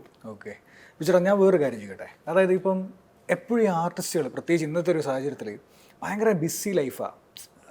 അവരുടെ പ്രശ്നങ്ങളുണ്ടാവും, കാര്യങ്ങളുണ്ടാവും, ഇതിനെങ്ങനെ ഓവർകം ചെയ്യണമെന്ന് അറിയില്ല. അപ്പോൾ നമ്മൾ ഈ ക്രിയേറ്റീവ് ബ്ലോഗ് എന്ന് പറഞ്ഞ സാധനം വരുമല്ലോ, എവിടെ എങ്ങനെ ചിന്തിക്കാൻ പറ്റുക. അപ്പം ബിച്ചേട്ടൻ ഇങ്ങനെ വരുന്ന സമയത്ത് എപ്പോഴാണ് ഇത്തരം കാര്യങ്ങൾ, ഇപ്പം ഓൺ സ്പോട്ടിൽ നമുക്ക് കുറേ വരുമ്പോൾ പോലും ഇങ്ങനൊരു മൊമെൻറ്റ്സ് ഉണ്ടാവുമല്ലോ, അല്ലെങ്കിൽ ഇരിക്കുന്നൊരു സ്പേസ്, അല്ലെങ്കിൽ അതിനെപ്പറ്റി റിസർച്ച് നടത്തുന്നൊരു, അല്ലെങ്കിൽ ആരും സംസാരിക്കുമ്പോഴായിരിക്കാം. എനിക്ക് തോന്നുന്നു ബിച്ചേട്ടൻ ഭയങ്കരമായിട്ട് എനർജി സ്വീകരിക്കുന്നത് ആളുകളുമായിട്ട് ഇൻട്രാക്ട് ചെയ്യുമ്പോഴായിരിക്കും. മേ ബി അങ്ങനെ ഒരു സർക്കിൾ ഉണ്ടോ ബിച്ചേട്ടന്, അങ്ങനെ സ്പേസ് ഉണ്ടോ? ഇല്ല, ഇപ്പം ആക്ച്വലി അങ്ങനെ സ്പേസ് ഒന്നുമില്ല. എനിക്ക് എൻ്റെ ചുറ്റും ഇപ്പോൾ ആരും ഇല്ലാത്തൊരവസ്ഥയാണ്. അതായത് മേ ബി അത് എൻ്റെ ഏജൊക്കെ ആയിരിക്കും. നമ്മുടെ ഒരു ഏജ് ആകുമ്പോഴേക്കും കൂടുതൽ സുഹൃത്തുക്കൾക്ക് തിരക്കായി മാറും. പിന്നെയും ആർട്ടിസ്റ്റുകൾ ആയിട്ടുള്ള കുറച്ചും കൂടി കോൺടാക്ട്സാണ് എനിക്ക് അങ്ങനെ ഇരിക്കാൻ പറ്റുന്നത്. എപ്പോഴും ഞാൻ ഏറ്റവും കൂടുതൽ കണക്റ്റഡ് ആയിട്ടുള്ളത് 2-3 ആർട്ടിസ്റ്റുകളായിട്ട്, രമ്യ നമ്പീശൻ. രമ്യ എൻ്റെ ഒരു എന്താ പറയുക കൂടപ്പറപ്പ് പോലെയാണ്.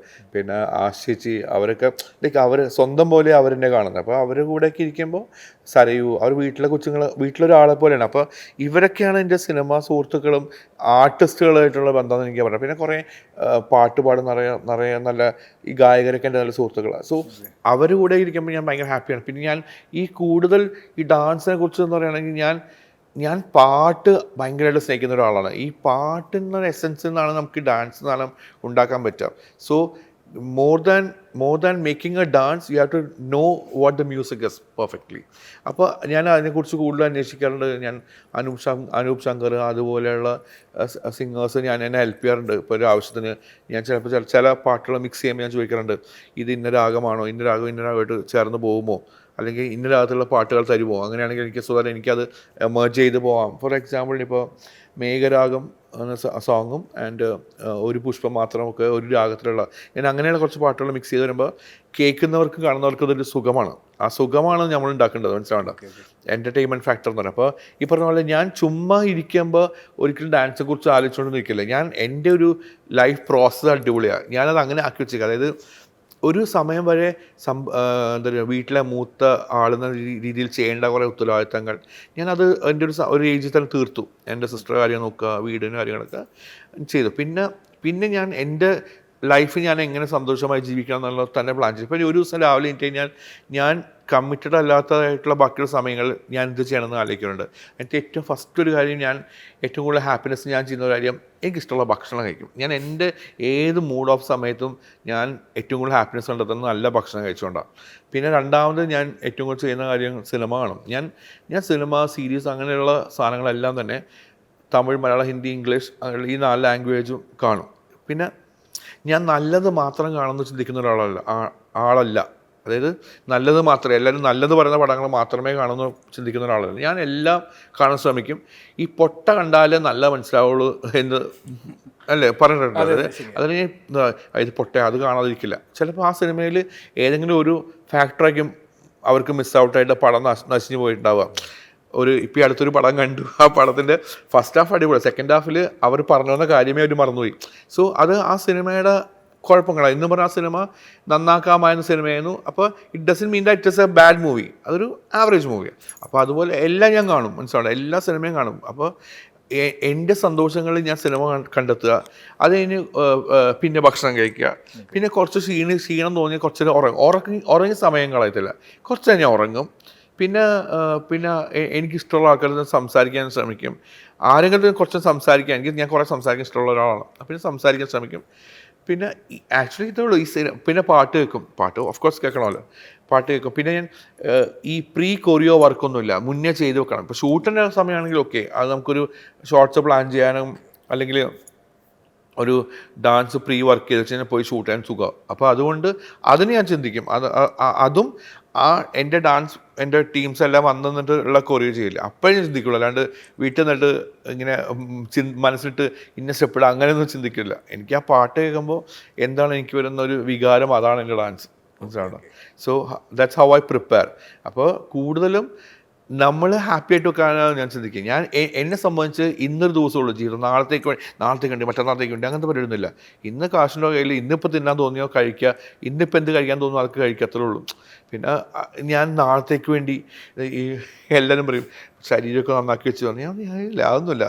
എനിക്ക് കഴിക്കാനുള്ളതൊക്കെ ഞാൻ കഴിക്കും, തിന്നാനുള്ളതൊക്കെ തിന്നും, അങ്ങനെ ഹാപ്പി ആയിട്ട് ഇരിക്കുക. അല്ലാണ്ട് നാളത്തേക്ക് ജീവിക്കാനോ അല്ലെങ്കിൽ നാളത്തേക്ക് മാറ്റി വെക്കാനൊന്നും ഞാൻ നിൽക്കുന്നില്ല. കുറച്ച് മാറ്റി വെക്കും, എന്നാലും അങ്ങനെ. ഓക്കെ, ബീച്ചേട്ടൻ ഈ ഒരുപാട് വർക്ക്ഷോപ്സ് എടുക്കാറുണ്ട്. അപ്പോൾ ബീച്ചേട്ടനെ ആദ്യം സംസാരിക്കുമ്പോൾ പോലും ബീച്ചേട്ടൻ ഇപ്പോൾ ഇന്ന് സംസാരിക്കുന്ന സമയത്ത് ജർമ്മനിയിലായിരിക്കും, അല്ലെങ്കിൽ നാളെ വേറെ ഏതെങ്കിലും കൺട്രിയിലായിരിക്കും. ഈ വർക്ക്ഷോപ്സ് എടുക്കാൻ പറയുമ്പോൾ ഒരുപാട് കുട്ടികളെ കാണുന്നുണ്ടാവും, ഡിഫറെൻറ്റ് കൾച്ചറിൽ ഡിഫറെൻറ്റ് ആളുകളെ കാണുന്നുണ്ടാവും. ഇത്രയും പേരെ പഠിപ്പിക്കുന്നു, നെക്സ്റ്റ് ഒരു ജനറേഷൻ ബീച്ചേട്ടനെ കാണുന്നു. ഈവൻ ബീച്ചേട്ടനോട് ഇൻട്രാക്റ്റീവ് വരുന്ന ആളുകൾ പോലും പുതിയ യുവാക്കളാണ്, ഒരുപാട് പേരുണ്ട്. അവരൊക്കെ എങ്ങനെയാണ് ബീച്ചേട്ടൻ കാണുന്നത്, അവരോട് എന്താ പറയാനുള്ളത്? Actually I should thank to Instagram. ആ ഒരു മീഡിയയിലാണ് ഇപ്പോൾ എനിക്ക് ഇങ്ങനൊരു ബൂം കിട്ടിയത്. ആക്ച്വലി എല്ലാവരും ഇൻസ്റ്റാഗ്രാം കൊണ്ട് മണി മേക്ക് ചെയ്യുന്ന അല്ലെങ്കിൽ ഫെയിം ഉണ്ടാക്കുന്ന കുറേ ആളുണ്ട്. ഞാൻ എൻ്റെ ഡാൻസിന് എനിക്ക് അവിടെ എങ്ങനെ ഉപയോഗിക്കാമെന്നാണ് ഞാൻ ശ്രമിക്കുന്നത്. സോ എൻ്റെ ഡാൻസ് ഇഷ്ടപ്പെടുന്നവരും എനിക്ക് പഠിക്കാൻ ആഗ്രഹമുള്ളവർ കുറേ പേരുണ്ടെന്ന് ഞാൻ പിന്നീട് പതുക്കെ അറിഞ്ഞു വന്നപ്പോൾ കുറേ ആൾക്കാർ ചോദിച്ചു എന്തുകൊണ്ട് വർക്ക്ഷോപ്പ് സാറ് ചെയ്യുന്നില്ല, സാറ് ചെയ്യാൻ പ്ലാൻ ഉണ്ടോ എന്നൊക്കെ ചോദിച്ചപ്പോൾ അങ്ങനെ ഐ സ്റ്റാർട്ടഡ് വൺ വർക്ക്ഷോപ്പ്. അങ്ങനെ ഫസ്റ്റ് എനിക്ക് വർക്ക്ഷോപ്പ് ചെയ്യാനൊരു അവസരം തന്നു, അല്ലെങ്കിൽ ചെയ്യണമെന്ന് നിർബന്ധിച്ചത് നവ്യയാണ്. നവ്യയുടെ സ്കൂളിൻ്റെ ഓപ്പണിംഗ് സമയത്ത് നവ്യയാണ് പറഞ്ഞത്, എടോ തൻ്റെ ഒരു വർക്ക്ഷോപ്പ് ഇവിടെ വെക്ക്, പഠിക്കാൻ പിള്ളേർ. അന്ന് തന്നെ മോർ ദാൻ 50 ആൾക്കാരുണ്ടോ ഉണ്ടായിരുന്നു പഠിക്കാൻ. സോ എന്താ പറയുക, അവിടെ എനിക്കൊരു ഭയങ്കര ഇൻസ്പിറേഷനായി. കാരണം വെച്ച് കഴിഞ്ഞാൽ ഇത് പഠിക്കാൻ ഇനി പിന്നെ ഞാൻ രണ്ടാമത് ചെയ്തത് ദുബായിൽ ആശ്രയിച്ചെടുത്താണ്. അപ്പോൾ പിന്നെ അവിടെ ഉണ്ടായിരുന്നു കുറേ ആൾക്കാർ പഠിക്കാൻ. സോ പിന്നെ ലേറ്റർ ഓൺ ഞാൻ എൻ്റെ വീഡിയോസ് കാണുമ്പോൾ ആൾക്കാർ ചോദിച്ചു തുടങ്ങി, സാർ എന്താണ് ഞങ്ങളുടെ നാട്ടിലേക്ക് വരുന്നത് അങ്ങനെ. സോ അപ്പോൾ ഈ ലാസ്റ്റൊക്കെ ഞാൻ യൂറോപ്പിൽ ട്രാവൽ ചെയ്ത സമയത്ത് അവിടെ അങ്ങനെ ഒരു 3-4 സ്ഥലത്ത് മലയാളികളായിട്ട് അസോസിയേറ്റ് ആയിട്ടുള്ള കുറേ സ്കൂൾസ് ഉണ്ട്. അവരെ എന്നെ ഇങ്ങനെ കോൺടാക്ട് ചെയ്തും ഞാൻ അവരെ കോൺടാക്ട് ചെയ്തും ഞാൻ കുറച്ച് വർക്ക്ഷോപ്സ് ഹാൻഡിൽ ചെയ്ത് പോയി. ഇനിയും അതിന് കുറേ ചോദ്യങ്ങൾ ചോദിച്ചു വരുന്നുണ്ട്. അപ്പോൾ ഈ ഫ്രീ ആയിട്ടുള്ള സമയങ്ങളിൽ ഞാൻ അപ്പോൾ എനിക്ക് ട്രാവൽ ചെയ്യാനും ഇങ്ങനെ ക്ലാസ്സസ് കണ്ടക്ട് ചെയ്യാൻ ഞാൻ ശ്രമിക്കുകയാണ്. അപ്പോൾ ഒരുപാട് ആർട്ടിസ്റ്റുകളെയും ബിജുചേട്ടൻ ട്രെയിൻ ചെയ്യിപ്പിച്ചില്ലേ? അപ്പോൾ അങ്ങനെ ഒരു സ്ട്രൈക്കിംഗ് ആയിട്ടുള്ള ഇൻസിഡൻറ്റ് എന്തെങ്കിലുമൊക്കെ വന്നിട്ടുണ്ട്? ഇത്രയും വലിയൊരു ആർട്ടിസ്റ്റിനെ ഞാൻ ട്രെയിൻ ചെയ്യിപ്പിക്കുന്നു, അല്ലെങ്കിൽ ഒരു വലിയൊരു ഷോ ചെയ്യുന്നു, അങ്ങനെ എന്തെങ്കിലും മീൻസ് നല്ലൊരു അതെപ്പോഴും ഡ്രീം കം ട്രൂ എന്ന് പറഞ്ഞൊരു സംഭവം പറയുകയാണെങ്കിൽ എനിക്ക് ലാൽ സാറിനോട് വർക്ക് ചെയ്ത് തന്നെയാണ് എൻ്റെ ഏറ്റവും വലിയൊരു എൻ്റെ എക്സ്ട്രീം എന്നൊക്കെ പറഞ്ഞ ഒരു സംഭവം. അതെനിക്ക് ഓസ്ട്രേലിയ ഷോ ലാൽ സാറിനോടൊരു ഓസ്ട്രേലിയ ഷോ ചെയ്യാൻ പറ്റി. അതിൻ്റെ നെക്സ്റ്റ് തന്നെ എനിക്ക് കുവൈറ്റിലും സാറിനോട് ഒരു ഷോ ചെയ്യാൻ പറ്റി. സോ സാറിനോട് ട്രാവൽ ചെയ്യുക, സാറിനോട് വർക്ക് ചെയ്യുക, ലാൽ സാറെ പോലുള്ള ഒരാളെ അടുത്തറിയാൻ പറ്റുക, അതെൻ്റെ ഒരു ഓസ്കാർ അവാർഡാണ്. എനിക്കിത് കിട്ടിയ സ്റ്റേറ്റ് അവാർഡ് എനിക്ക് എന്നെ സംബന്ധിച്ച് ഞാൻ കാണുന്ന ഒരു ഓസ്കാർ അവാർഡ് എനിക്ക് സാറോട് വർക്ക് ചെയ്യാൻ പറ്റിയത് തന്നെയാണ്. അത് ഇനി എപ്പോഴും വരുമോ ഇല്ല എന്നൊന്നുമല്ല, കിട്ടിയൊരു അവസരം ഞാൻ I was happy working with sir. പിന്നെ സാർ ഇപ്പോൾ കണ്ടാൽ പോലെ എന്നെ തിരിച്ചറിയുന്നു, അതൊക്കെ എനിക്കൊരു വലിയൊരു ഓസ്കാർ പോലെയാണ്. ഇപ്പോൾ ലാലേട്ടൻ്റെ കാര്യം പറഞ്ഞല്ലോ, ഈ ലാലേട്ടൻ ഈ ഭയങ്കരമായിട്ട് ഫ്ലെക്സിബിളാണ് എല്ലാവരും പറയാറുണ്ട്. ഇപ്പോൾ ലാലേട്ടൻ്റെ കൂടുതൽ അങ്ങനെ ഷോ ചെയ്യുമെന്ന് പറയുമ്പോൾ തന്നെ അദ്ദേഹം ചെയ്യുന്ന ഡാൻസ് സ്റ്റെപ്സും കാര്യങ്ങളൊക്കെ ബിജുചേട്ടൻ നേരിട്ട് കണ്ടിട്ടുണ്ടാവും. അപ്പോൾ അദ്ദേഹം എങ്ങനെയാണ് പുള്ളിയുടെ ഒരു, എനിക്കും ആ മാജിക്ക് എനിക്ക് നേരിട്ട് കാണാനൊന്നും പറ്റിയിട്ടില്ലെങ്കിലും ഭയങ്കര ആകാംക്ഷയോട് ചോദിക്കുകയാണ്. ഒരുപാട് സിനിമകളിൽ അദ്ദേഹം അങ്ങനെ സ്പോട്ടിൽ ഇംപ്രൈസ് ചെയ്യുകയും കാര്യങ്ങളൊക്കെ ചെയ്തിട്ടുണ്ട്. ബിജുചേട്ടൻ പറഞ്ഞു കൊടുക്കുമ്പോൾ പുള്ളി എങ്ങനെയാണ് അത് ഗ്രാസ്പ് ചെയ്യുന്നത്? Anything special? ലാൽ സാർ എപ്പോഴും നമ്മുടെ കൂടെ നിൽക്കുമ്പോൾ സാറ് സ്റ്റുഡൻ്റായിട്ടാണ് നിൽക്കുന്നത്, അല്ലാണ്ട് ഒരു ഇത്രയും സീനിയർ മോസ്റ്റ് ഇത്ര എക്സ്പീരിയൻസ്ഡ് ആയിട്ടല്ല. സാറ് നമ്മളെന്ത് പറയുന്നു അത് പഠിക്കാൻ വേണ്ടി സാർ റെഡിയായിട്ട് നിൽക്കുന്ന ഒരാളാണ്. അതിന് കറക്ഷൻസ് ഒന്നും ഉണ്ടാവില്ല. പക്ഷേ നമ്മൾ കൊടുക്കുന്നതിൻ്റെ ഡബിളാണ് സാർ ഇങ്ങോട്ട് കാണിച്ചു തരിക. അപ്പോൾ ചില സമയങ്ങളിൽ ഞാൻ ഒരു സിനിമ കാണാൻ പോയൊരു പ്രേക്ഷക നിലയിൽ ഇങ്ങനെ നമുക്കുണ്ടാവുന്ന ഒരു അമ്പരപ്പില്ല, എനിക്കത് പലപ്പോഴും ഞാൻ പഠിപ്പിക്കുന്നുണ്ടായിട്ടുണ്ട്.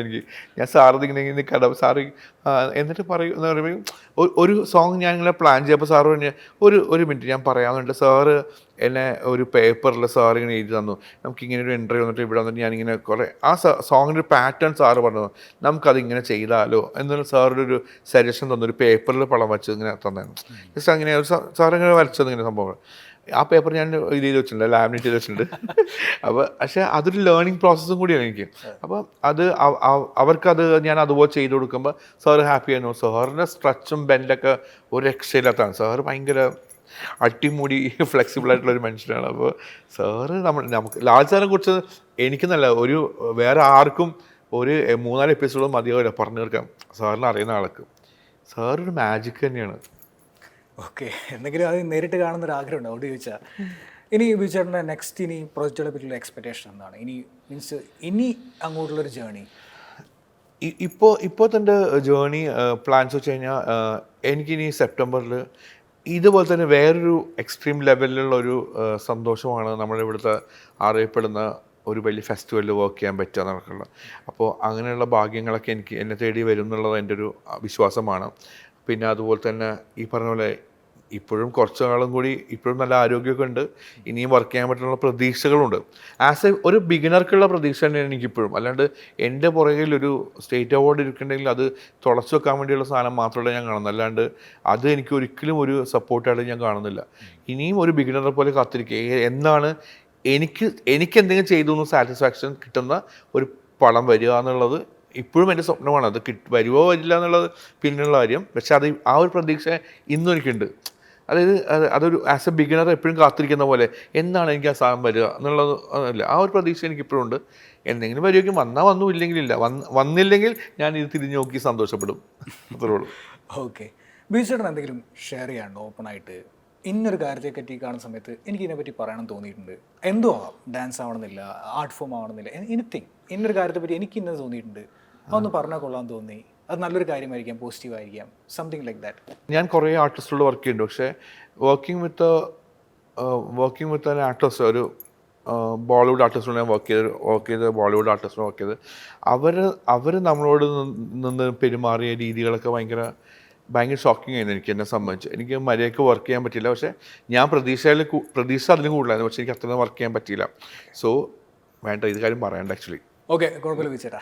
അപ്പം ഞാൻ ശരിക്കും പറഞ്ഞാൽ ഭയങ്കര ഹാപ്പിയാണ്. ഇതെൻ്റെ ഫസ്റ്റ് ഇൻ്റർവ്യൂ ആണ്. അതിൽ ബിജുചേട്ടൻ വന്നു, ഇത്രയും ടാലൻ്റ് ആയിട്ടുള്ള, ഞാൻ ഒരുപാട് കാണാൻ ആഗ്രഹിക്കുന്ന ഒരാൾ എൻ്റെ മുന്നിൽ വന്നിട്ട് സംസാരിക്കാൻ ഭയങ്കര ഹാപ്പിയാണ്. മാത്രമല്ല ഭയങ്കര ചാമിങ് ആയിട്ടാണ് ബിജുചേട്ടൻ സംസാരിച്ചത്. I M so happy.